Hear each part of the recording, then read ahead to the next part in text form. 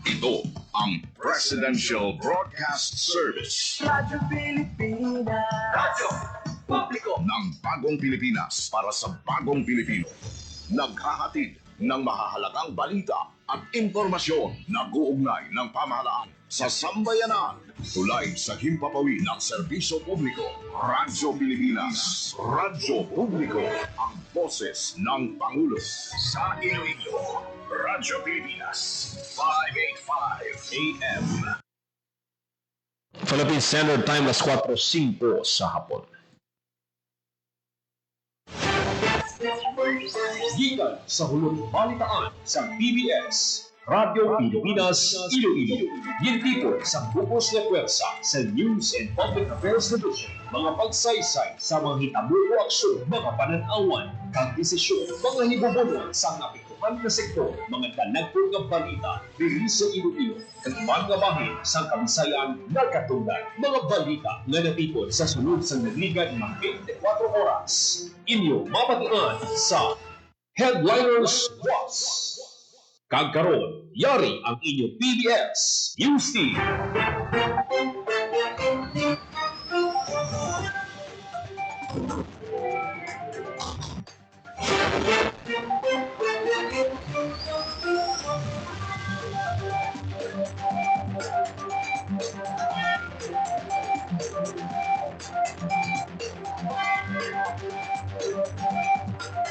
Mayong hapon, ini ang Headliners Watch. Lunes, Enero 5, 2026. Inang inyo tagbalita, Joseph Paul Nobleza Tarosa. Kagkaroon sa mga Pangulong dinalan. Sektor sa edukasyon may pinagadakong nga bahin sa national budget.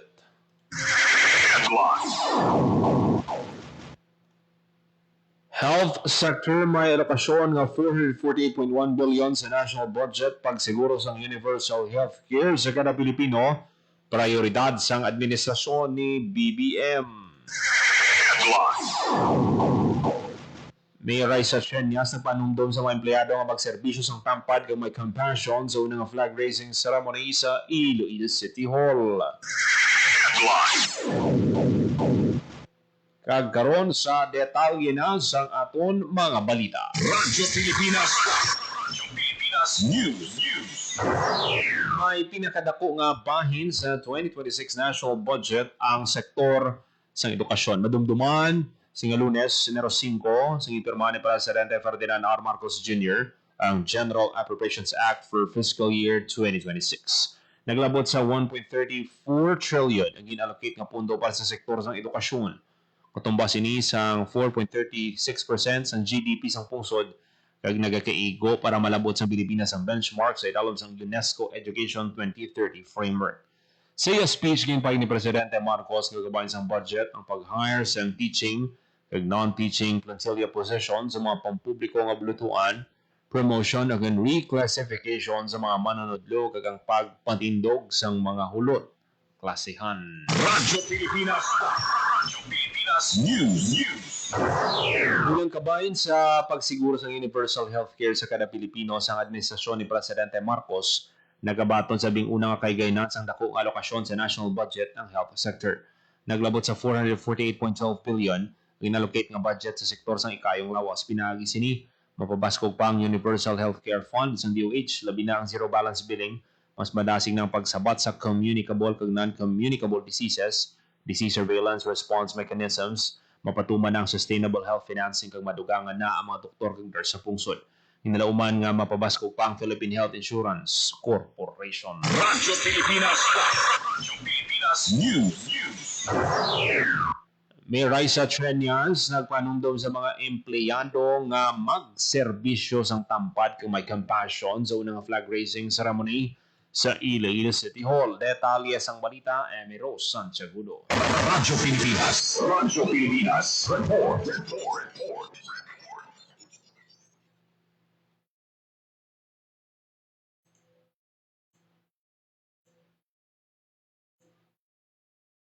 Matampad, may integridad kag may compassion na pagserbisyo publiko. Ini ang ginpahanundong ni Iloilo City Mayor Ryan Satrania sa mga empleyado sa Iloilo City Hall sa una nga flag-raising ceremony sa Lunes. Sunod sa alkalde ang bagong tuig, bago man nga kahidunan para sa syudad agad malabot pa ang mga handom sini. Nagaserbe man ini nga renewed commitment para sa mga empleyado sa ila pagserbisyo sa Ilonggos. Iya man gin-highlight ang vision sa Iloilo City Government nga amo ang adlabot sa titulo nga top 3 most highly urbanized city sa tuig 2029. Nagapati ang alkalde nga kung tampad ang pagserbisyo sa publiko, kagabilikay ang tanan, hindi maglayo nga malabot sa syudad ang handom sini nga mga top 3 highly urbanized cities sa 2029. Dugang nga importante na magserbisyo sa matultulod kag insekto, bangod ginlutang sila sa pwesto sa gobyerno agud serbisyuhan ang pagsaka Ilonggo. Para sa Bagong Pilipinas, Emerson Sugudo, Radyo Pilipinas, Radyo Publiko.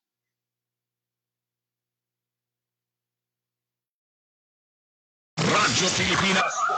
Radyo Pilipinas News. Para sa 2026 national budget ang pila ka unprogrammed appropriations matapos gamiton ni Presidente Ferdinand Marcos Jr. ng igahom sa pagveto. Kabahin ini ang panindugan sa administrasyon sa fiscal responsibility kag accountability. Sunod kay Department of Budget Management Secretary Rolando Toledo na baton sa Malacanang ang enrolled bill sa tuong December 29, 2025 kag nagpatayon sa maid-id nga review sa proposed budget ug mas siguro nga nakaalay ni sa prioridad sa administrasyon aging konsidera man ang mga talalupang don nga rekomendasyon halin sa stakeholders. Ginapakita man sa pagpasar sa 2026 national budget ang pagduso sa transparency sa proseso sa budgeting sa labing una nga tiun. Naka-livestream ang proceedings ng Bicameral Conference Committee uno patangas ang pagsangalik sa publiko dapat pangapinan ang pundo sa pungsod. Radyo Pilipinas. Radyo Pilipinas News. Hilin nga isa sa mga prioridad sa administrasyon ni Presidente Ferdinand Marcos Jr. sa buong tuig ang pagpapag-on sa agriculture sector. Sa mga 2026, may kabungsan nga 297.1 billion ang ginpain sa agriculture sector ug masiguro ang seguridad sa pagkaonobrahon nga modernong supply system kag pabaskugo na ikasarang sa mga mangunguma kag mangingisda. Nakipan diri ang mga investment sa farm to market roads ug mangin maayong palangabuyan sa mga mangunguma. Magluwas diri pinagi sa dalan ginalauman man nga mapanubo ang gasto sa produksyon kag mapataas ang ekonomiya sa mga rural areas. Radyo Pilipinas. Radyo Pilipinas News. So matapos ginlutang sa kasubong man nga gwardiya, suspect arestado. Detalye sang balita, Janelle Maclay. Radyo Pilipinas. Radyo Pilipinas. Report. Kagam sa Pinas sa magtimbang nga paan sa kagwardya matapos ginlutang sa kasubong man nga sikyo sa tubang sa isa ka baligyan sa motorsiklo sa Dalang Delgado City proper. Gindala sa ospital ang bitinangin kilala kay Willie Salazar. Samtang arestado naman ang suspect yung kilala kay Regimar Tupas. Sa interview sa Radyo Pilipinas Iloilo, kay Police Captain Melzor Tolentino OIC sa Iloilo City Police Station 1, posible nga magdami ang libitanon sa tungasan biktima kay suspect rason sa natabo na komosyon. Para yung pa-investigasyon sa otoridad sa insidente kapag pangita sa CCTV footage na makamulig hatag sa lugang na detalye sa hitabo. Para sa Bagong Pilipinas, Ginal Baclay, Radyo Pilipinas, Radyo Publiko. Radyo Pilipinas. Radyo Pilipinas News. Sa ibang panaton nga balita, joint inspection ginpatagan sa LEOCO City Architect kag SM sa Central Market. Detalye sang balita, Rose Santiagudo. Radyo Pilipinas. Radyo Pilipinas. Report. Naghiwat sang ocular inspection ang Local Economic and Enterprise Office kaupod ang City Engineers Office, City Architect, Contractor kag SM Prime Holdings sa Lunes sa mga nagkalaguba na portion sa Central Market bungod sa mabaskog na ulan. Sunod kay LEO Head Maricel Mabakyaw, liwat sila na naghiwat sa inspeksyon agad nakitaan ang kabugusan na halit sa Iloilo Central Market pati na sa Iloilo Terminal Market. Kung magumduman, nagbulwag ang drainage kag may leakage sa porsyon sang atop sang Central Market matapos ang mabaskog na pag-ulan sang Biyernes. Bukod ng Mabakyaw, yung ini naging respondihan sa kontraktor apang magapadalo ng ilang na inspeksyon agad nibaluan ang ibang pa na halit sa merkado publiko. Ginpayag niya na nag-ooperate na ang rainwater harvesting facility na nahampang sa Central Market at Terminal Market apang kinahanglan na tan-awon kung nga nagbulwag ang drainage kung nagkahayahan ini na maka-accommodate sa rainwater o kung excess water. Na-turn over na sa Iloilo City Government ang Iloilo Central Market at Iloilo Terminal Market apang may responsibilidad pa ang kontraktor nga kauho na anuman ng matutuban na defects sa merkado sa ibalang sa ilang nakasugtanan sa warranty. Last week, ang natabo ko dali ang nagbato ka times. Actually, immediately hinintay o mato sa contractor. And gintanaw na ito, nakamanta to, hindi respect para ang drainage o cause na nagbabato ang water. So, kahapon kaglit, nag-respect na dito pa, nag-respect na ang mga marketing charge with the team ni SM contractor. And to check again kung ano din ang cost at para ma-avoid na natin ang same happening sa pagpulunas. Ang kabahin sa pagpahayag ng Rizal Baquiao, head ng LEEO. Para sa Bagong Pilipinas, Emerson Shabudo, Radyo Pilipinas, Radyo Pilipinas. News. Kasabing sa Local Economic and Enterprise Office nga i-refund sang kontraktor ang tanan nga market vendors nga apektado sang pagbulwak sang drainage kag pagtulo sang atop sa Iloilo Central Market kag Iloilo Terminal Market. So na kay LEO Head Maricel Mabaquiao, 100% ang refund sa mga market vendors nga nahalitan sa mapaskog nga pag-ulan. Base sa ila initial assessment, may 4 to 5 ka market vendors ang apektado sa pagbulwak sa drainage kag pagtulo sa atop sa Central Market matapos na basa ang ilang mga produkto. Ang mga apektado nga market vendors nagabaligya sa native products kag bugas ginpahayag niya nga paday ng ilang pag-istorya sa mga market vendors kag pagpatayan sa inventory kag investigation report agad mahibaluan ang kabukusan nga halit sa nagluntad nga insidente. Radyo Pilipinas. News. Negros Occidental Provincial Government ginplastar ang mga development agenda sa 2026. Detalye sa balita, JP Herbas. Radyo Pilipinas. Report. But the Negros Occidental Governor Bong Lacson sinulat na labing unang flag raising ceremony karong tuig sa provincial capital ang mga development agenda sa probinsya sa buwan 2026. Lapit na gani ang pag-operate sa bagong tukod na slaughterhouse sa Lubaan, Cagayan, Binagbagan, Murcia, Tuboso, Kansan, Cayo City. Na ginalauman mga pabaskog sa meat processing capacity sa probinsya kag nagasigurado sa kalidad kag safety sa mga pagkaon. Papaguhin man sa provincial government ang disaster preparedness kag emergency response capability CB pinaagi sa pagtukod sa E911 command post kag logistics hub sa tanan nga distrito agon ba siguro ang well-coordinated na pagresponde sa tiyon sa emerhensiya kag kalamidad. Dugang padri ang pagtukod sa pulian sa pinakaunang opisina sa Negros Island Region sa Cyber Center kag paglaong grandstand na ginalauman mga pabaskog sa koordinasyon kag pagbuon sa serbisyo sa mga migrante. Para sa Bagong Pilipinas, Susuti Harvas, Radyo Pilipinas, Radyo Publiko. Radyo Pilipinas. News. Matay mga gintagan ni Talupangod sa 2026 national budget ang kinahanglanon sa military kag uniform personnel. Sa gahom sa Executive Order number 107 series of 2025, magataas ang base pay kag subsistence allowance ng MUP sugod sa mga tuig 2026. Radyo Pilipinas.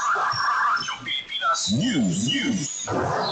Pas na sa mga motorista ang dalan sa atubang sang Lapas Public Market subong adlaw mahimo na maagyan ang bilog nga lanes ang kalsada matapos ang gibatay clearing operation sa mga napangatang kiosko sa mga vendors. Nagabantay man ang mga personnel sa Iloilo City Traffic Transportation Management Office sa intersection sa Guarvana Street ug Maggia sa mga motorista para sa masulhay nga trapiko. Hugot naman nga ginapatuman ang no parking sa igat sang dalan sa Lapas Public Market. Radyo Pilipinas. News. Kilala bilang top performing regional office ng Land Transportation Office Region 6 sa pagpatagan sa inspeksyon sa gingat nga Oplan biyaheng Ayos Pasko 2025. Yan na sa kabilugan ng 13,659 kumasalakyan ang natigang mga inspeksyon halin sa Disyembre 20, 2025 sa Enero 4, 2026. Mismo, si LTO6 Regional Director Attorney Jose Desponda II ang nag-anunsyo kaduhan sa giniwat ka flag raising ceremony sa Talatapan. Ginpangimbulan sa mga deputized personnel kay law enforcers gikan sa Regional Law Enforcement Service sa pagpamuno ni Deputy Chief Relin Reyes sa masulay nga pagpatigayon sang mga aktibidad. Sa 13,659 kamagin si Karen Sarakian, sa 200 na iban may biolasyon, samtang 194 naman ang ginisyoan sa temporary operators permits. Radyo Pilipinas. Radyo Pilipinas News. Walong ka-town festival sa probinsya sa Iloilo magapaindisindi sa 2026 kasadyahan sa Kabanwahanan. Detalye sang balita, Marian Grace Erenieta. Radyo Pilipinas. Radyo Pilipinas. Report. Ang Municipal Festival sa probinsya sa Iloilo ang magpapasakop sa 2026 kasadyahan sa Kabanwahanan sa January 24, 2026. Lakip sa Maindra sa kasadyahan sa Kabanwahanan ang Hinimamban Festival sa New Lucena, Tawili Festival sa San Rafael, Salakayan Festival sa Miagao, Tagnahian Festival sa Bingawan, Tutugang Festival sa Maasin, Kasal Festival sa Banate, Kailwayan Festival sa Santa Barbara, Kagbanag Festival sa Anilaw. Ang two-time champion na Tutugang Festival magkadepensa sa Corona Sini para sa Hall of Fame Award.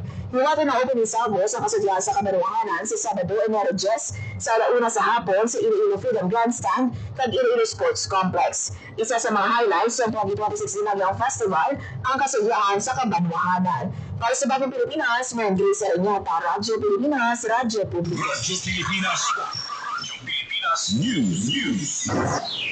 Sa ibang panaton nga balita, Business One-Stop Shop ginpahamtang sa Bacolod City. Detalye sang balita, JP Hervas. Radyo Pilipinas. Radyo Pilipinas. Report.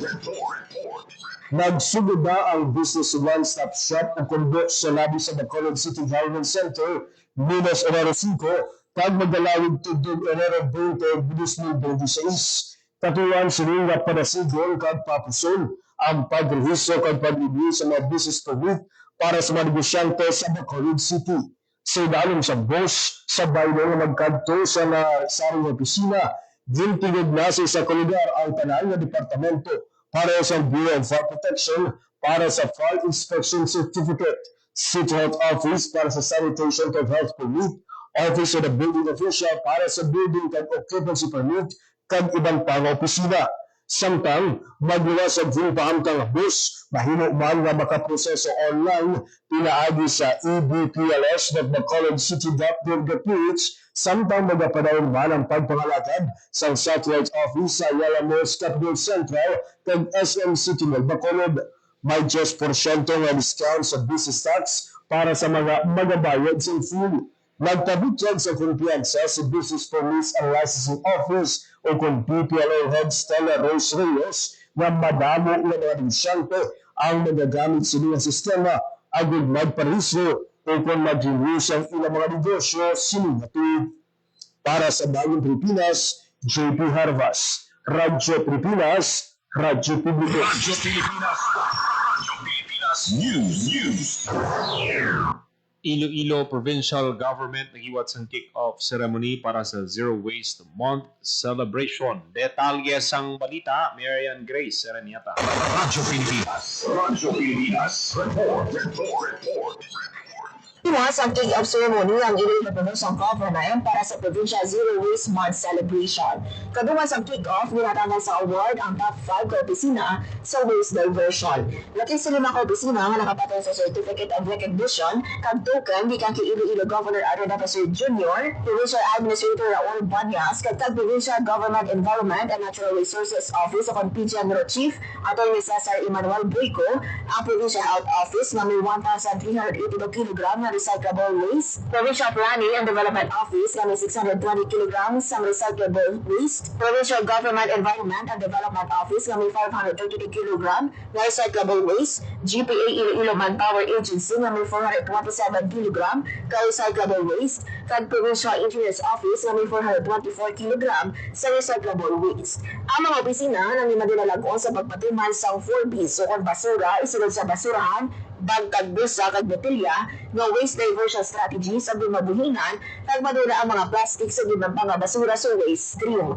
Samtang may nakalingada nga mga aktibidad ang PGENRO para sa month-long celebration para mapasangkal ang sustainable kag inclusive solid waste management sa probinsya. Miniwato nga Invest Zero Waste Initiative Weekly Campaign kag trivia sa January 5, 12, 19, kag 26, 5 hours movement at province wide limpyo dalanon sa January 6, Eco-Wartis o Computer Drum Competition sa January 17, 2026 kasadyahan sa Kabanuaran Food Festival sa January 19 to 25, kag Eco-Trash Walk sa Barangay Capitolio sa January 26. Para sa Bagong Pilipinas, mga Grace Aranyata, Radyo Pilipinas, Radyo Publiko. Pilipinas. Radyo Pilipinas News.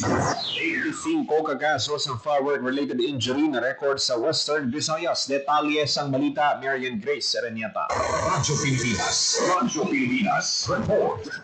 Nagsaka na sa 25 ang kaso sa firework-related injury nga na-record sa Western Visayas simula Disyembre 21 tuig 2025 tuwing Enero 4 tuig 2026. Sa datos sa Department of Health Western Visayas Center for Health Development, tatlo sa biktima ang yara sa 60 years old and above category, duwa sa 50 to 59 years old, isa sa 40 to 49 years old, duwa sa 30 to 39 years old, duwa sa 20 to 29 years old, walo sa 10 to 19 years old, ug pito sa 1 to 9 years old. Nagapanguna sa palubong nga gitunaan sa injury ang mga kutis nga anom, buga nga 5, triangle nga may 3, whistle bomb nga 5 kag tig-isa sa Blue Rocket, Sky Rocket, Piccolo, Lucef, lakit man sa babo cannon, bilong-bilong, kamera, kag lakit man ang hindi matubog nga klase sang palupok. Ang mga kaso gikan sa Central Hospital sa ginabantayan sa DOH Western Visayas. 20 sa mga biktima ang ginbuno kag gipatauli, 3 sa ila ang naka-admit, isa ang nagpamalibag ug admit kag isang ginsaldo sa ibang pang ospital. Para sa Bagong Pilipinas, Mayan Grace Aranyata, Radyo Pilipinas, Radyo Publiko. Pilipinas. Radyo Pilipinas News.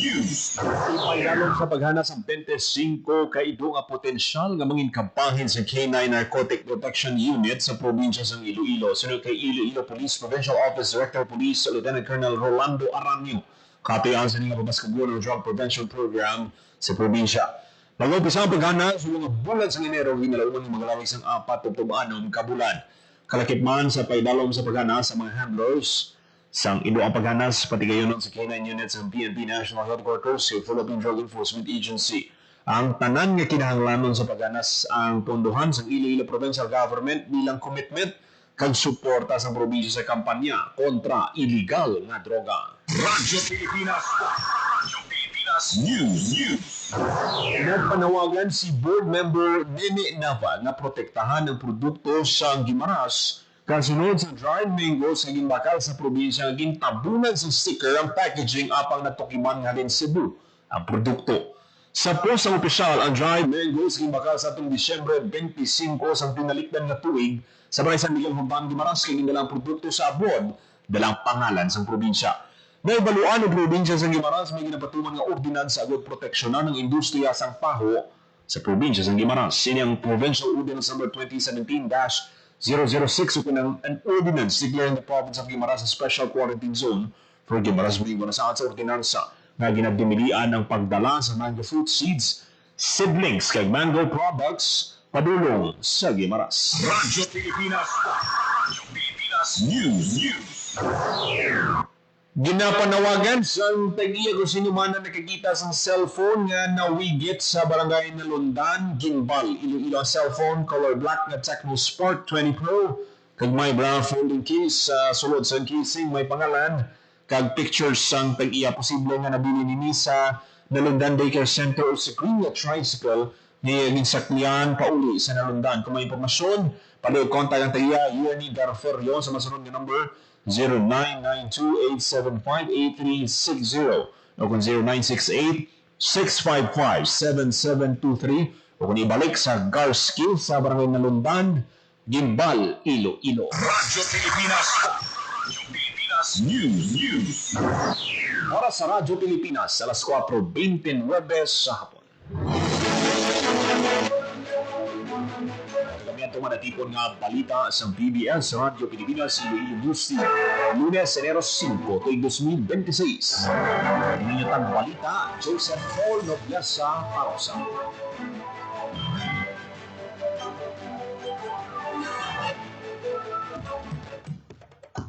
Ito ang Presidential Broadcast Service. Radyo Pilipinas. Radyo Publiko ng Bagong Pilipinas para sa Bagong Pilipino.